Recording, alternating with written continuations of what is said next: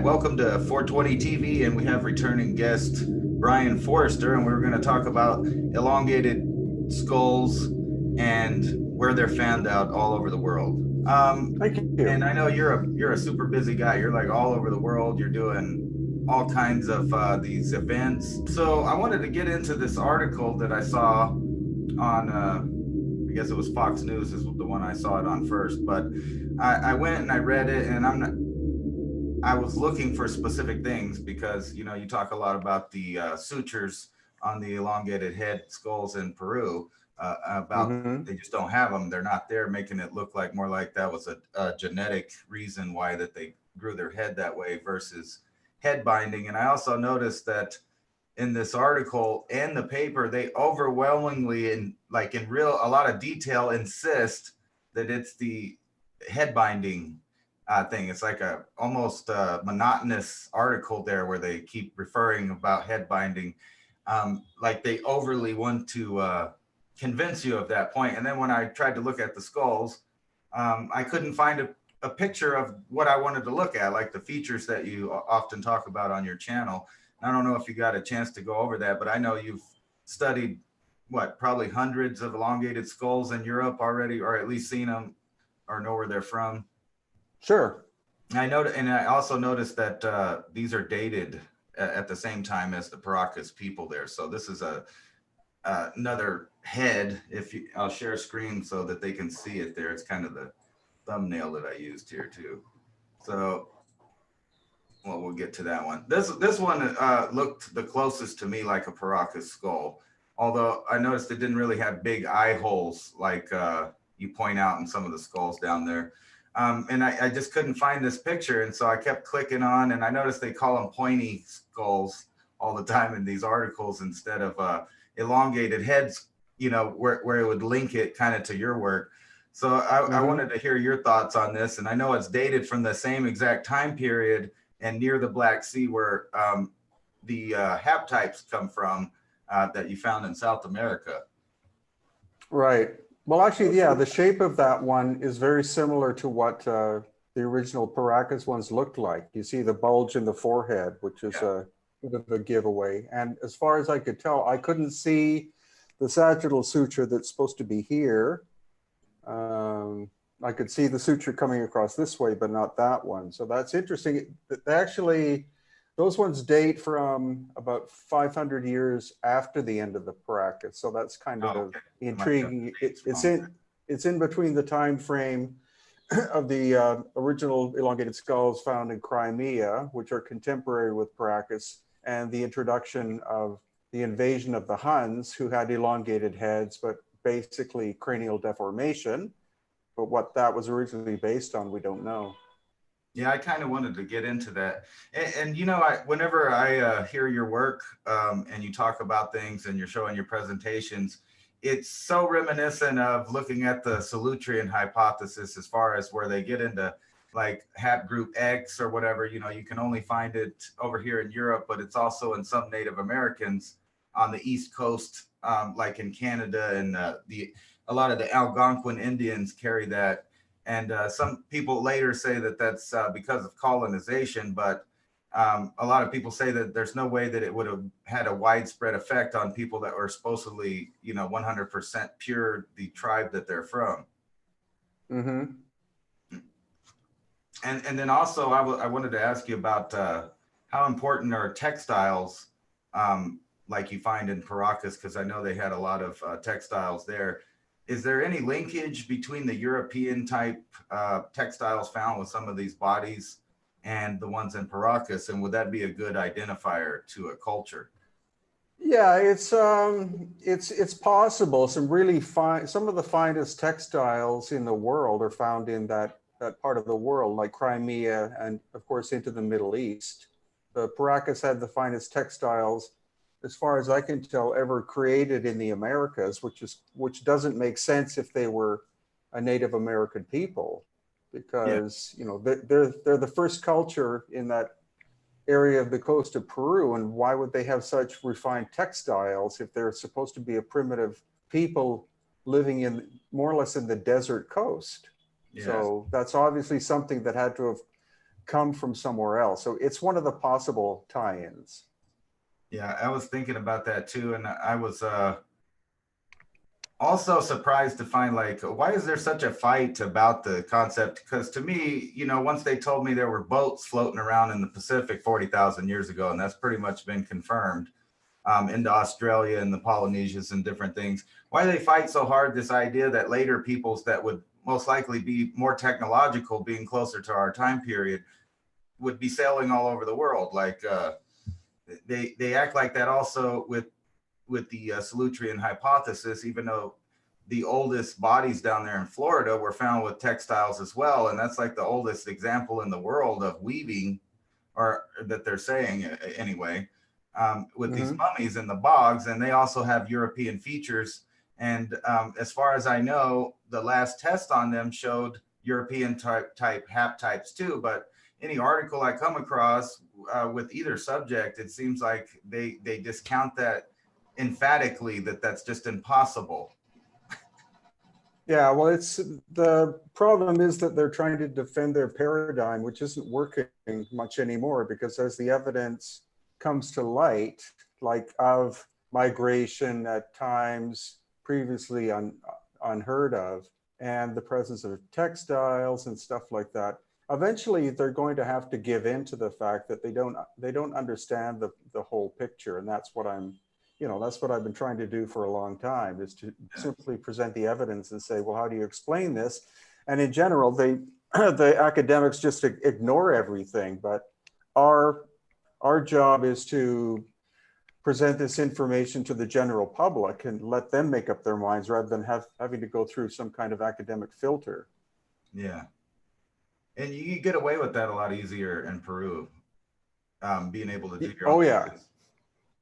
Because I noticed when they talk about this this mummy that's in Las Vegas, or near Las Vegas anyway, it's so old that the Ute Indian doesn't want to let anybody do any test anymore, because they believe it's disturbing their people's grave and all that. And I respect that, but just the basic facts around it kind of point to that this mummy's 9,000 years old, or at least body. It's not really a mummy, it's just a body.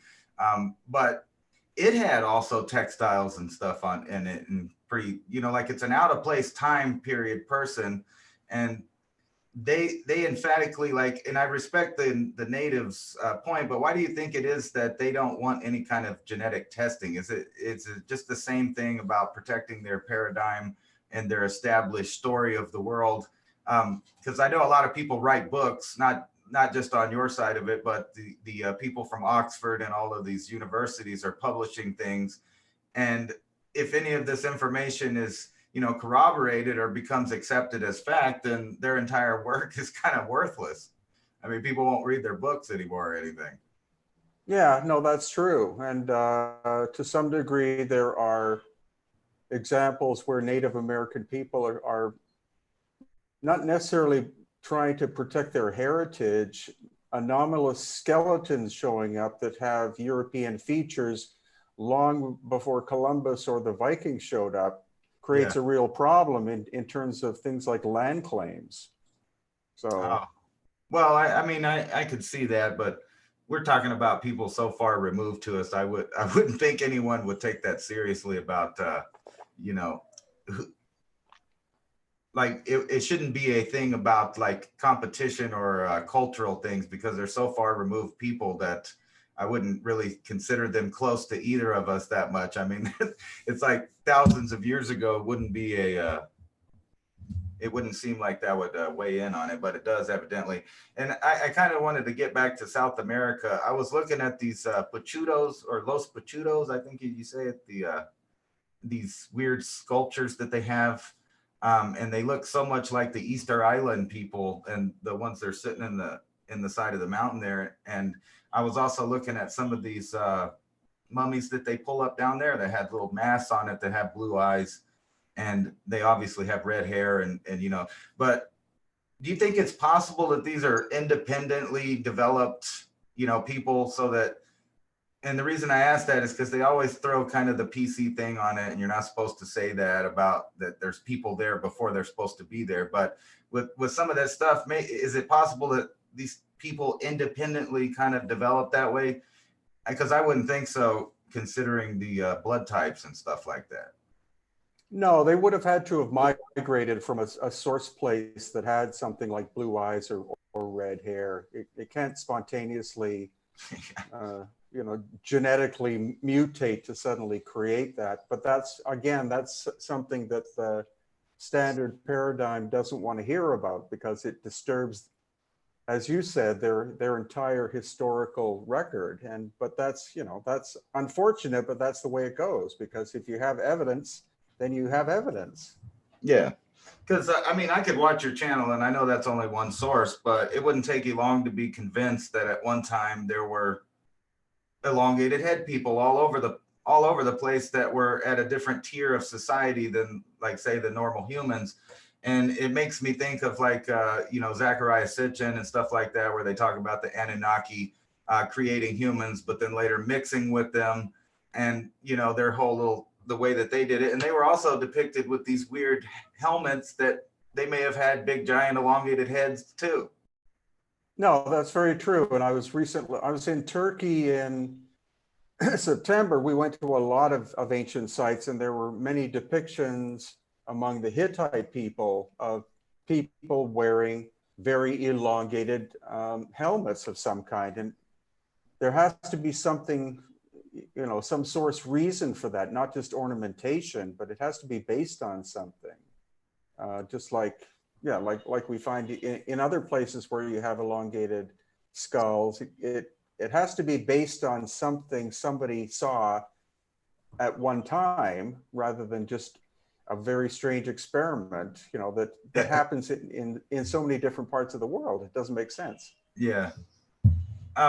So what do you think about the idea that this was just like some kind of maybe the first, and I know a lot of people want to get into the alien thing, but it seems very reasonable that, even like you say, it could be just a subspecies of human. I mean, we know there were different kinds of humans roaming around the planet. We got Neanderthal, and then Cro-Magnon, and Denisovan, and the Hobbit people, and then on and on and on. And there's probably a bunch we don't even know about.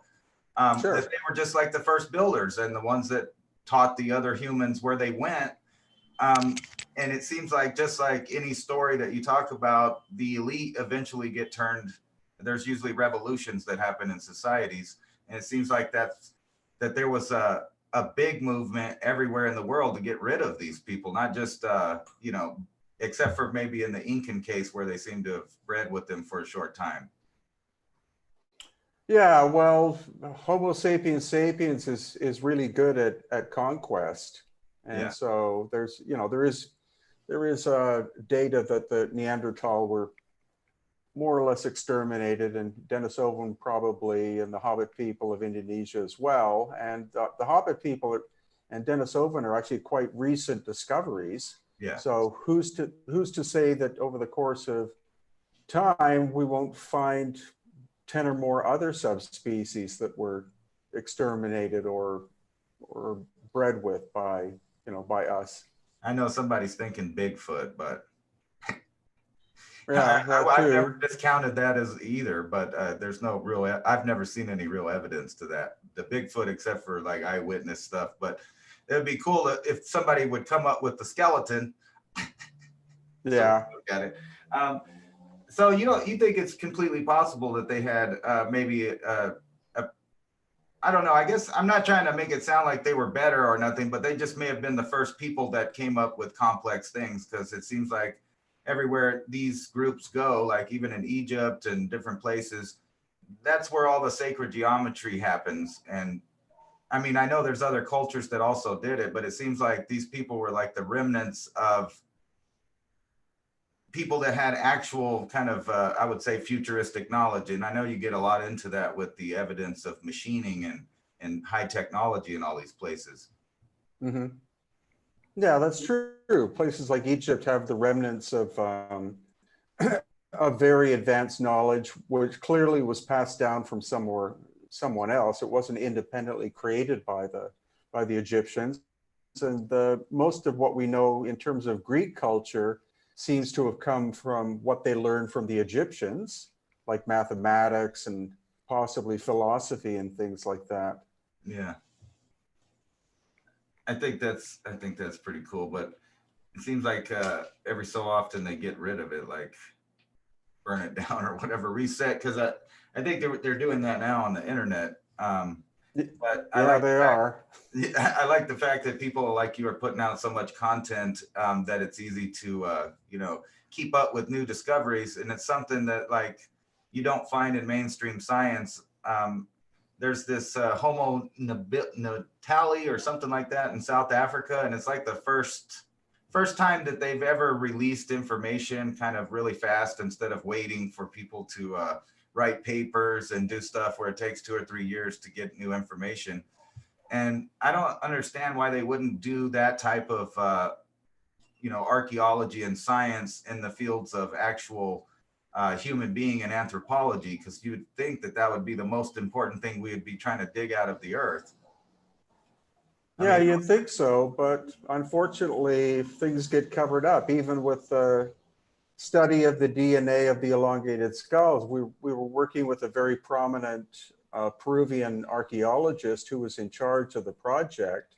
And because the results disturbed him, because they weren't 100% Native American, he has forbidden any future DNA testing of the skulls that he's in control of. So that just, that's one person shutting something down because the facts that have shown up are inconvenient to him. So it's very, stuff like that is very frustrating for me. That's why I think it's kind of great there's so many people out there making their own content, so that you don't have to depend on the the educational industrial complex or whatever that they have going on. I was really wanting to know though about some of these mummies, the masks, and I'm talking about down in the Nazca area. Some of the masks that they find, they remind me a lot of those things found around Göbekli Tepe, the way that they look anyway. And that's supposed to be 12,000 years old. How I guess the question is how long do you think some of these other than the Siberian transit that they claim happened in 200 years all the way down to the bottom, which I have a problem with that as well, but how old do you think people were actually in North and South America, or how long do you think that was? Oh, I think the evidence is showing a lot longer than what the conventional story is. You had the whole Clovis people whose origins are mysterious. They don't seem to have been Native American, and they basically were wiped out by the series of cataclysms around 12,000 years ago, opening the way for the people crossing the Bering Land Bridge to occupy land which was, now wide open to human habitation. Yeah. So I don't know how far back we can go, but we can go back a lot farther than what the conventional story is, that's for sure. And when you get into the traits that appear, like you were saying before, in terms of some of the artwork, like golden masks with blue eyes, if you haven't seen blue eyes before, why would you bother to depict something that you wouldn't have known about? There had to have been a source for that. So I think the migration to the Americas was very complicated from different areas over the course of a very long period of time, including they found, I think they found Aboriginal Australian DNA in parts of the Amazon of Brazil. So that means migration, and they wouldn't have crossed the Bering Land Bridge. That would have been going by sea. Yeah, and that's pretty obvious even with these elongated skulls in this in that article with the skull there, that they're saying it's Eastern Eurasian. I mean, and that's pretty much obvious that people are having different admixtures and moving around constantly. But do you think that those literally are the same people right there that they keep finding remnants of right around Croatia and all the way over to the Black Sea there? it seems like that's the center of where everything just about comes out, right around those two big seas there. And even in Turkey, that seems more like the cradle of civilization a little bit more than it does in Mesopotamia sometimes. Yeah, I tend to agree. And again, when I was in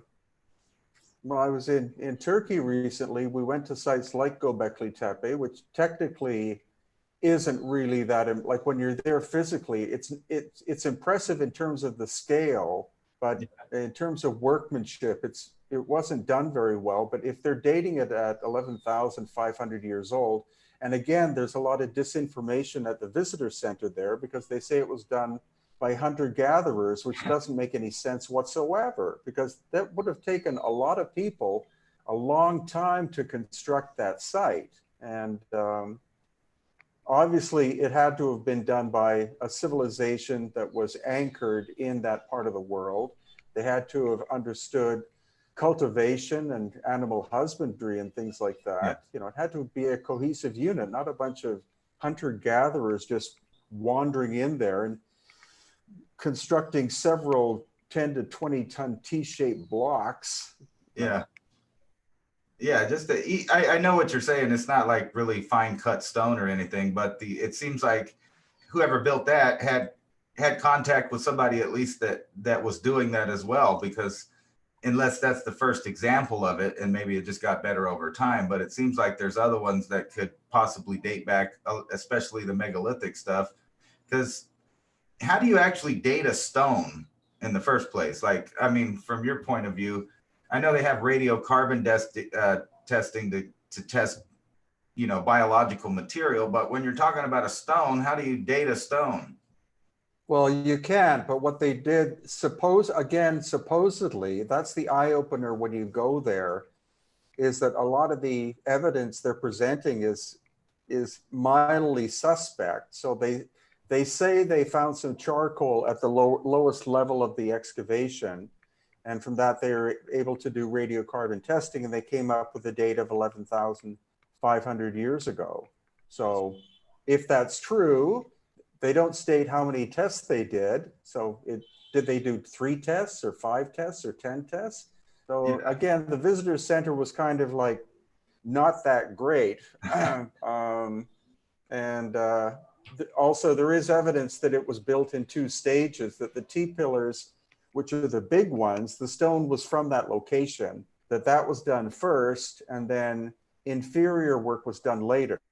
And that's the most interesting site I went to was called Hattusha. And there we saw lots of evidence of lost ancient high technology, like drill holes, flat surfaces, Wow. multi-ton blocks that fit together really tightly. Most people have never heard of that. And again, it's not until you actually go there that you see the evidence itself. We saw somewhere between 50 and 100 tube drill holes that were not done in modern times and could not have been done by a Bronze Age culture like the Hittites. So that's a site, obviously, that's very ancient, and the Hittites found it, and they made it their capital city, just like the Inca found the city of Cusco in ruins, and then they rebuilt it.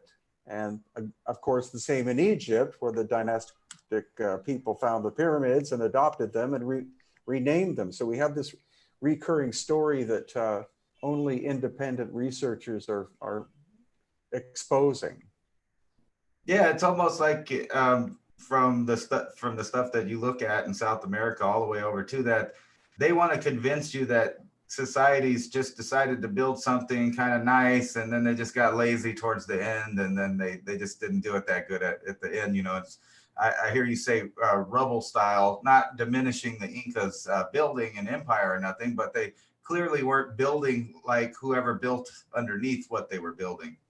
And, Right. it seems like even us today would do that. I mean, we do, if you went and found a really cool site somewhere and it had a bunch of walls and everything, why wouldn't you just use it? Yeah, exactly.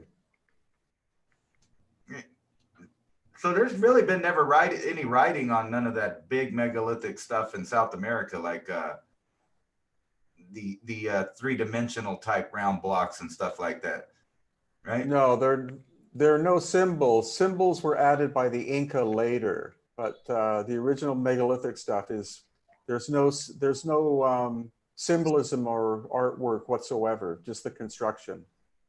And I think I heard you one time say that or compared at least the hand placement on these T blocks in Göbekli Tepe is like a common thing for a lot of these totem type statues where they got the hands wrapped around the stomach and everything. And when I was looking at this, one of these videos that you put out recently, I guess that's near one of the sites there, they were just the big pillar stones out there by themselves. And Oh they yeah. looked a lot like Göbekli Tepe type round drawings and stuff. Actually, the most interesting, I think that if that was the one I put up today, that's Yeah. a site called Konko, which is in the middle of nowhere. But the symbolism is very similar to what you see at Tiwanaku, which is just over the mountains. So I think the builders at Konko were the ancestors of the Tiwanakan people. The symbolism is almost exactly the same. You think how older do you think that site is than the rest of it? Hard to tell because there's been almost no excavation there. When we went there, there was nobody there. It was very difficult it took hours to find it. And it's more or less just an open field. It's not protected by the government. You know, there's no entryway where you buy a ticket or anything like that. It's just a field outside a village with a bunch of these giant stones, most of them fallen over, and a couple of them put up. There's also a little museum there that was locked. We couldn't find the key. So yeah, I've only been there once. It's not, you know, it's not that impressive, but the connection between there and Tiwanaku was kind of intriguing. Yeah. That it really fascinates me, and I know you said on one of the videos there you get kind of tired of traveling, but you're like always adventuring. You're like you're always going somewhere or checking something new out, which it has to be fun. And I kind of wish mainstream archaeologists and things were more like ready to do that instead of spending, you know, like half a decade on one little tooth or one little item that they found, and kind of instead of holding back everything, put it out there and let everybody research it at the same time. And there would be so much more things that people point out that they may miss or not agree with. And there'd be a lot more debate about things that were found, at least. No, that's very true. And the good thing is that there are a lot of people who have been watching my videos, and then they develop their own channel because they go to the same places I've been to. Yeah. And in general, they make the same observations I have. And so the more that happens, the more it exposes the public to stuff which has been ignored for so long. Yeah, because it's amazing the amount of stuff that I would have never learned from school or any other source like that I, you know, had to find through just having bizarre likes for strange stuff. Like I would see something strange and I'd want to get more into that. And find out where that is and why no one's talking about it. And it just seems bizarre to me that the coolest stuff out there is the stuff least talked about. Yeah, that's very, very much the case.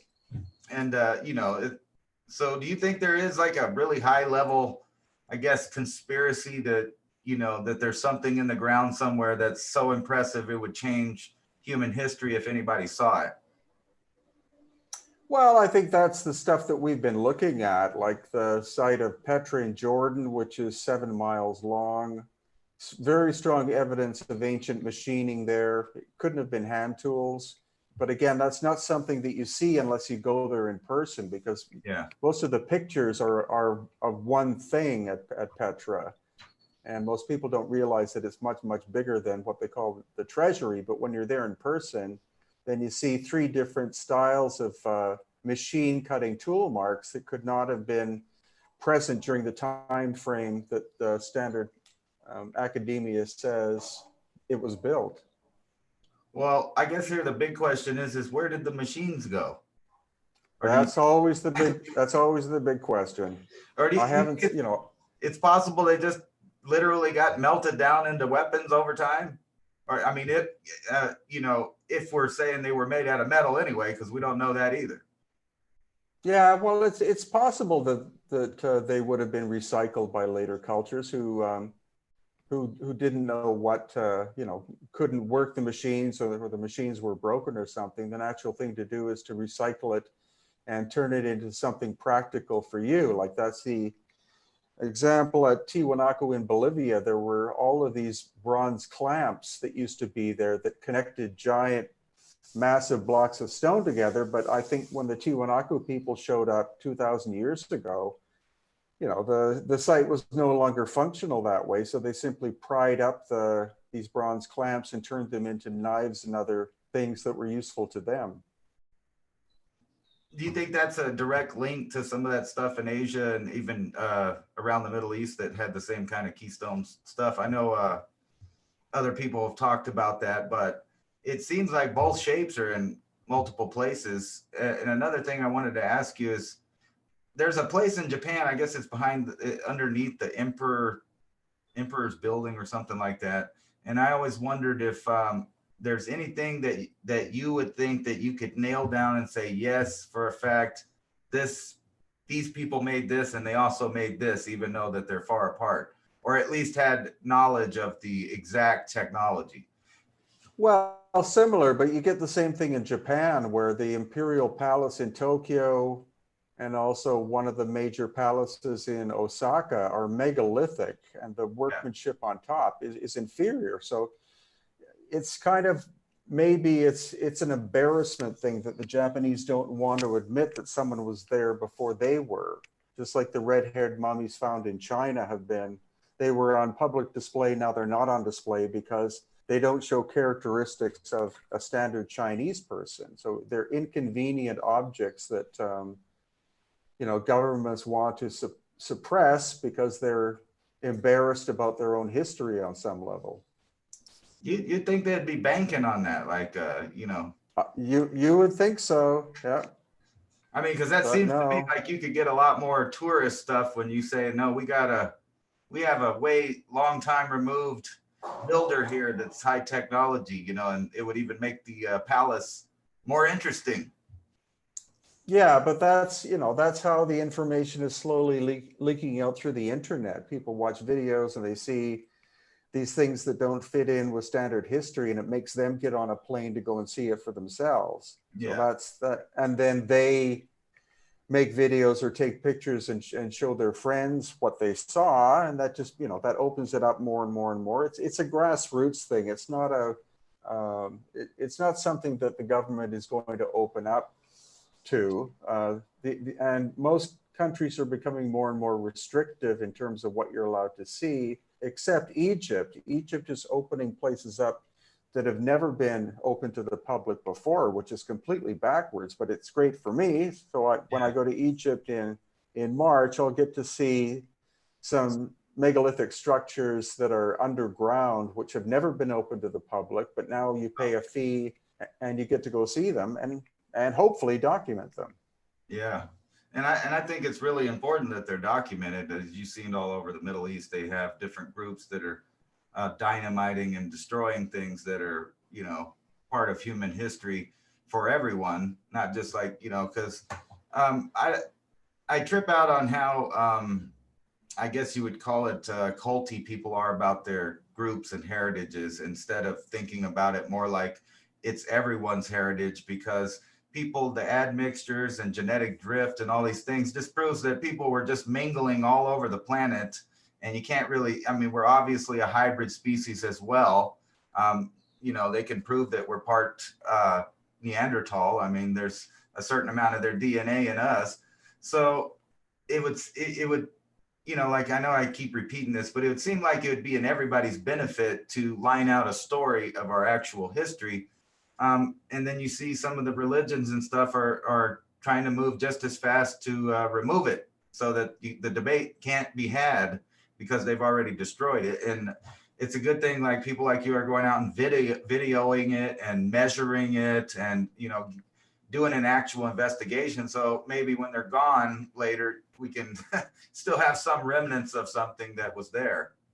Yeah, well, actually, there are also sites in Saudi Arabia that are almost exactly the same as Petra in Jordan, and they were getting into Saudi Arabia to film that. It used to be extremely difficult. But now all of a sudden, Saudi Arabia is opening itself up to tourism. So that's another country that, you know, has gone from banishing people, filming things that don't fit in, to all of a sudden, well, we'll open it up to tourism. And it's like, okay, that opens the flood door for people to go and expose this stuff. So anytime a door opens, you have to go through the door before it closes, you know, possibly closes again. Yeah. Some of these stuff, yeah, it's going to be gone forever. And the only thing we have are pictures and video of them now. That's true.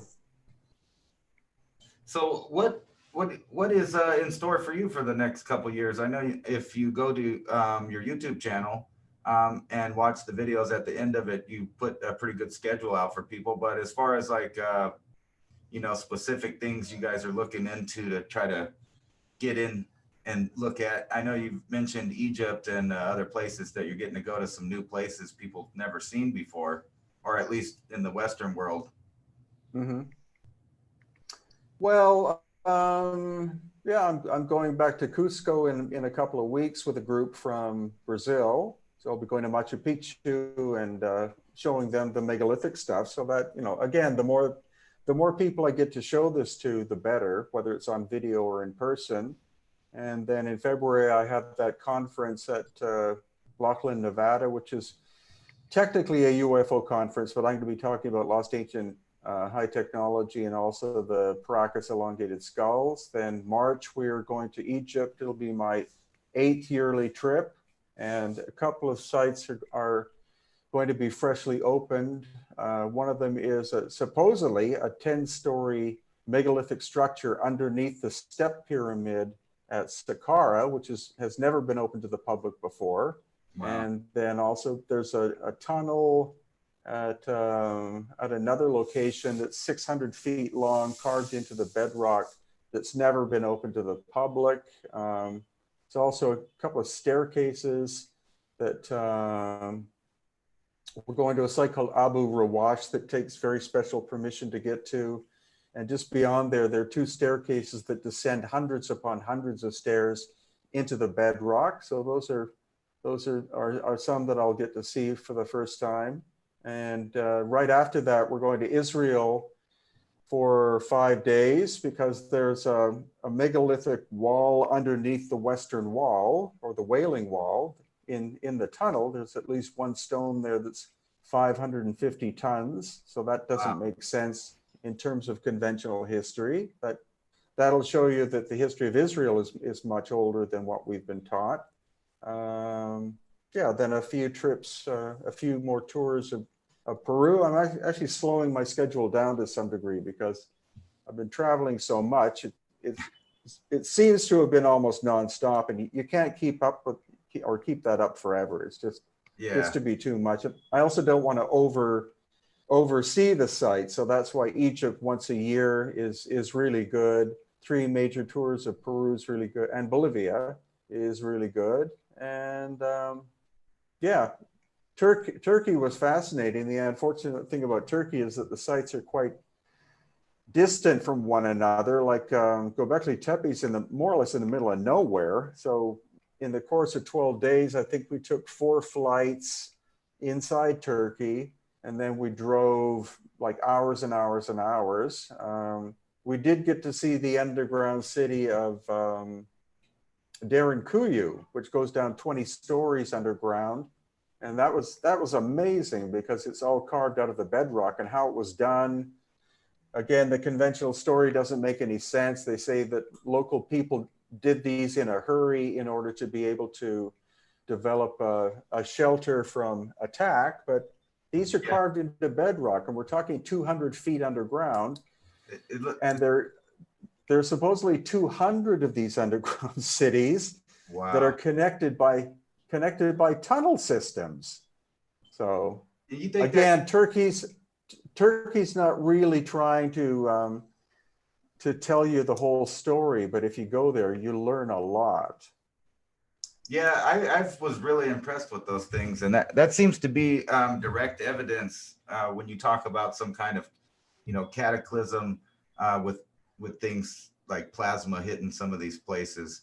That they're like old school nuclear bunkers. I mean, it doesn't make sense that you would just be hiding from people in there when they Yeah. drill holes and or maybe block you in. And it seems obvious that they were hiding for something a lot more traumatic, and that they were cooperating to be in there.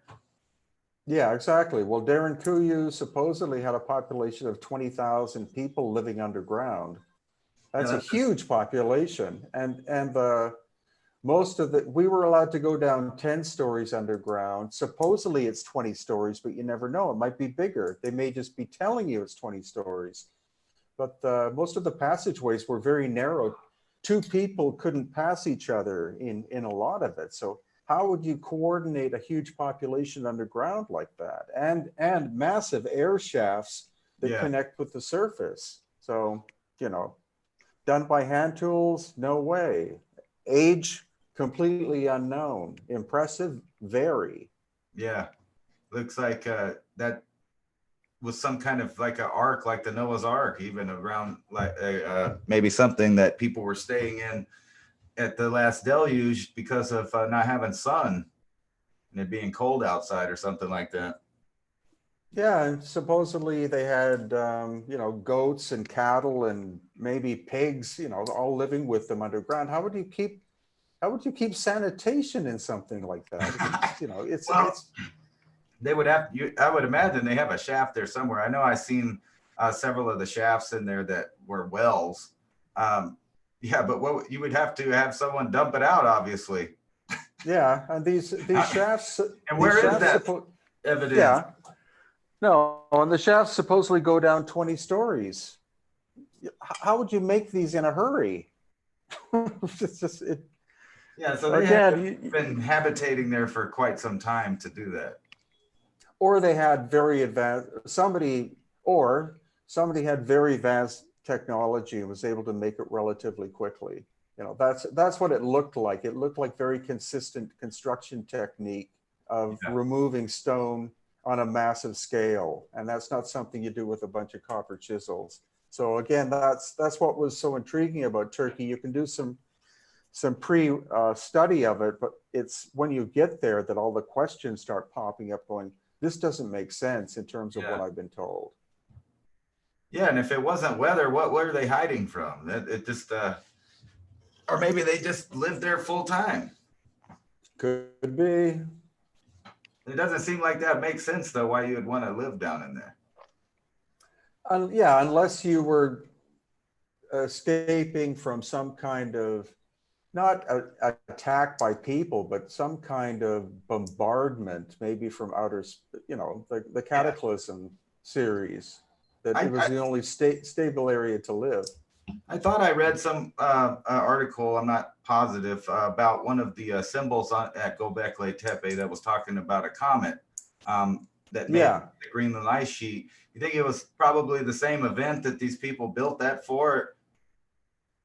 yeah, I think so. And again, that's a theory that there's one of the stelae has a depiction of a comet hitting the Earth, but maybe yes, maybe no. Again, the site was mainly the work of one German archaeologist called Schmidt, who died recently. And since then, they haven't done much. Like, he did a lot of work with his team to uncover that. And since he died, all of a sudden, all the work has slowed down. And Göbekli Tepe has become this prize jewel of the nation because it is so ancient. Yeah. But, you know, if they're not going to continue doing more work, supposedly Göbekli Tepe is 30 times the size of what they've uncovered, but they're not doing much Yeah. to do more.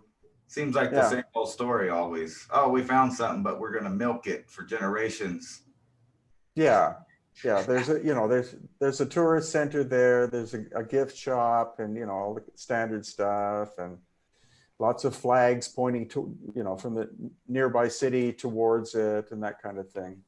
'Cause So I've always thought that the reason that the Paracas and other people may have went to South America, I mean, this is my own opinion, is that they had some kind of, oral tradition or knowledge where they knew where old sites were and they knew where land was that they could use. I mean, because it Well, makes sense to me, like you said, they didn't just accidentally drop off in the biggest bay there or inlet on accident. It just none of that makes sense to me. It seems all planned and on purpose. yeah, that's the well, that's the ongoing mystery about them, is if you can connect them genetically, and then you can figure out how they could have migrated. You know, obviously it's an ongoing process for me. There's no like eureka moment with it, but being completely ignored by academia is a bit of a pain in the neck. But that's what I'm left. You know, that's the life I've chosen to lead. Yeah, I've also wondered. Um, they pretty much know that the Black Sea got flooded at one time when it was below sea level in dry land, so that there's habitation that was at the bottom of that in a pre-flood. Um, Mm-hmm. it makes me wonder if they're going to start pulling up like they're pulling up mammoth bones everywhere, you know, off the coast of places and stuff like that. That they're not going to pull up something just dredging the bottom of it that points to a civilization being there for a lot longer because they're pretty confident in their dates at when this thing flooded. So we know people lived at the bottom of it, and it completely got wiped out. So if something like that happened to those civilizations there, it would make sense that they would retreat to a better place that wasn't devastated. Yeah, no, exactly. And the good thing is that the Russians are very curious people, so I think you're much more likely to have scientific exploration and stuff done in Russia than in some other countries, because they've had quite a history of looking at subjects in a serious way that other countries don't. Russia's really big on UFOs and the paranormal and stuff Yeah. like this. So now that they're discovering more and more mysterious elongated skeletons and skulls in the Crimea area and beyond, you know, that could be one country that does make major discoveries. And again, Egypt is opening up quite a lot, which is amazing to me because they were so closed off before. But now that they have a new head of the Supreme Council of Antiquities who's opening these sites up, you know, who knows what we'll find in the future that we're able to document. Like my 2 trips into the Osiris shaft, which goes 200 feet underground. You know, we had to pay $2,400 to get in there, but there were 45 of us, so it wasn't that expensive. And you know, there it is. Yeah. All the evidence is there. So do you think Egyptology has kind of fallen away now that there's so much information available that contradicts their version of things? Oh yeah, I mean, you know, there's so much developing scientific evidence of the age of the Sphinx and you know, these anomalous megalithic structures that couldn't have been done by the dynasty people, that the general public is definitely opening up to it. And I've even heard that recently some of the guides on the Giza Plateau are talking about the pre-dynastic civilization, which they would never talk about before. So again, it's a question of, it's a kind of a drip process of opening things up that is working. And now that Egypt has become a very safe country for tourists to go, the Giza Plateau is becoming very busy once again. And so the more people that go, the more that observe the anomalous things that I and others show, you know, the more the information gets passed on. Yeah, that's awesome. I wanted to thank you for coming on. Is there any last thoughts that you wanted to share with us, you know, kind of on the topic of a broader theory about where all of this stuff comes from, I guess is a kind of generic way as time goes on, it's all becoming more and more complex, which is good. So everything that I'm looking at is, you know, I get insights from every time I go to a place, and it's just a trickle approach of getting more and more information.